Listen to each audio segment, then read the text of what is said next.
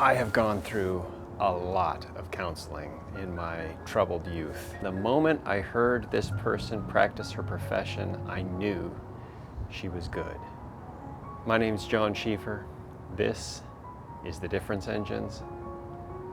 I'd like to introduce you to Courtney Harrell.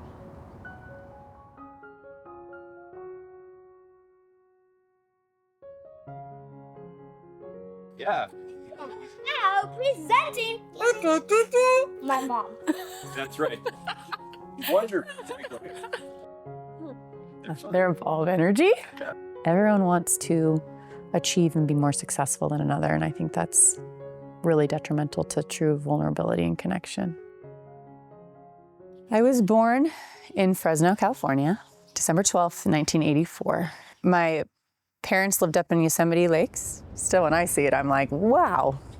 And then actually we moved from Fresno into Clovis. So then I did most of my childhood in Clovis. I grew up in a small elementary school. I did private school for a little bit and then public, private Christian, Fresno Christian, till second grade. And then I actually didn't have a good experience in my third grade year. I had a teacher that was really, really harsh, actually.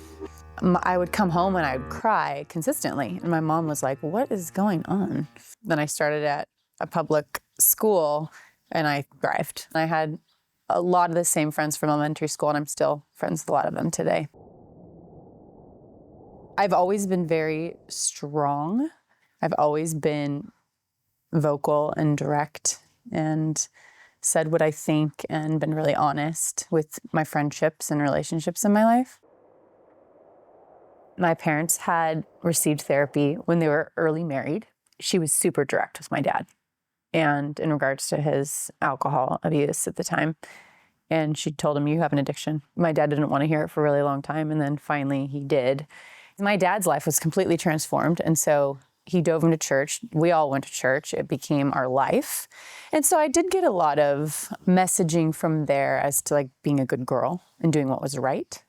I think I probably played that role, and I stood my ground on a lot of things. And so like high school, and I was okay being different. And I was like, I'm going to be my own person, and you're not going to tell me what that is. And and then I was strong and on the good path, you'd say. I played volleyball, I played basketball, and then I did cheer. I also did dance, and I feel very expressive in movement, and I've always loved and felt music deeply in me. This event happened that kind of took me another direction. Something happened with my foot. And they thought it was a stress fracture because I had been playing so many sports. And so the doctor put me on crutches, and I was on them for 2 months, and it didn't heal. And then they're like, we need to do a biopsy on your foot to see what's going on. And then they opened it up and found out there was an infection on the bone. I ended up being on an IV that I got morning, afternoon, and night for a couple weeks. And those were my first days of junior high. But I remember just being like, what's wrong? I was so confused, and it took me out of a lot of stuff I had been loving. I was like, well, I guess I'm gonna go more the music route because I can't physically do sports anymore. There's probably been a part of me since then that's been longing to come back to the body.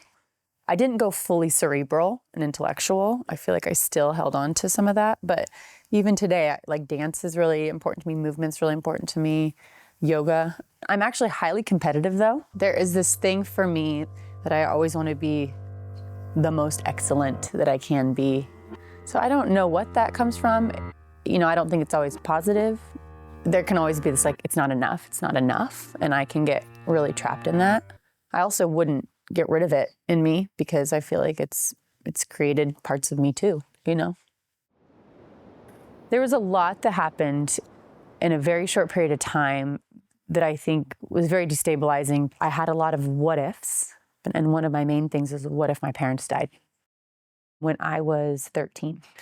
And so I'd call it now as a therapist like an anxiety spiral. I could not shut off my brain. I'd go to bed and I would just cry. And my mom would lay with me and didn't know what to do or how to help me. They sent me to their therapist. I remember going to that first session. And again, mind you, I was raised in a very Christian, like good girl home, right? And so any negative thoughts or other things that came up, I was like, oh, these are bad. I had a lot of those, like, I don't want to be bad.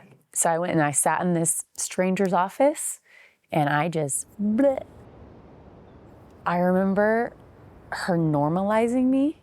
It's normal that you're feeling that. And I just remember like my shame just fading away, feeling so seen, like in a moment that I felt like this is the most suffering I've experienced, the most pain. And I just felt seen by somebody. I had no boyfriends. What?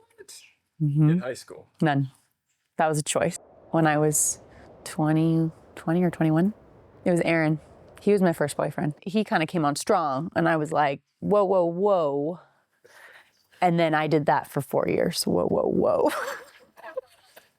And yeah, he was very, very sweet. So I was into the whole I kissed dating goodbye. I had a purity ring, which now I look back on. I kind of regret not dating more and not exploring more. I feel like those legalistic rules, I had fears, of what would happen if I did, and lots of shame stuff surrounding that, and shame surrounding sexuality and those types of things. So it's like, oh, these are the rules, I got to follow them. I actually had a hard time choosing my major when I went to college. And so for 2 years, I took classes and was like, what am I interested in?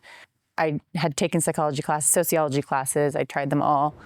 And I really, really enjoyed the psychology courses. It's just been very natural as I listen to people to connect dots and to like see how they've gotten where they are. And I wanted to have more person-to-person interaction. And so marriage and family therapy felt like more the avenue for me, because I knew I'd be sitting with people in the room, witnessing their pain, trying to see them best I could. That's what I wanted more than I wanted to do like social work or psychiatry. Still, attachment to me is one of the most important and fascinating concepts. Attachment basically develops from 0 to 5 years of age. It's how they connect to their central caregivers. You learn how to relate, how to connect, how to be soothed in that relationship. And that then sends a trajectory or a pathway forward on how to connect in relationship, friendship, coworkers, partners. All humans can move towards secure attachment, whether or not they developed it from 0 to 5. I don't think it's just intellectually, like that's not the only changing point. I think you have to experience things differently actually to heal and transform, but I'm always thinking through that lens. Do you feel seen? Do you feel understood? Like these are some questions of health that I would ask. If it's more often yes than not, then you're moving towards a secure attachment. I would say like an unhealthy would be majorly avoidant, not willing to communicate, attacking one another in character, not attempting to understand each other's histories, harming each other back and forth. But it is subjective. It's your felt experience within the relationship that, does this feel good to me? And sometimes people don't know that, or it's just normal to them because maybe they've always experienced it that way. When you're born and you're looking in this baby's eyes, they've done nothing wrong. They haven't made any decisions yet. Nothing they do has been evaluated or judged yet. And there is like this purity of, you're good and I see you. As we grow up, we start learning the culture and learning the rules of the family of origin. We start putting up all these walls, defenses. We get hidden a bit by those things. We're hungry to be seen by the divine, by something that connects to our soul and says like, you're okay, you're good, I see you. I think humans can glimpse it, and offer it to one another if they want to. I need time to be quiet. I need to literally quiet my mind. I need to get into my body. I need to breathe. I need to be in nature. Going in to see clients then can be an added weight depending on how I'm approaching it. I want to do everything with excellence. I want to do everything to my best. And sometimes I go in like thinking, I don't have enough to give. And so when I go in that way, assuming I don't have enough, or assuming that it's my responsibility to fix someone's pain, the work is weightier and becomes unbearable.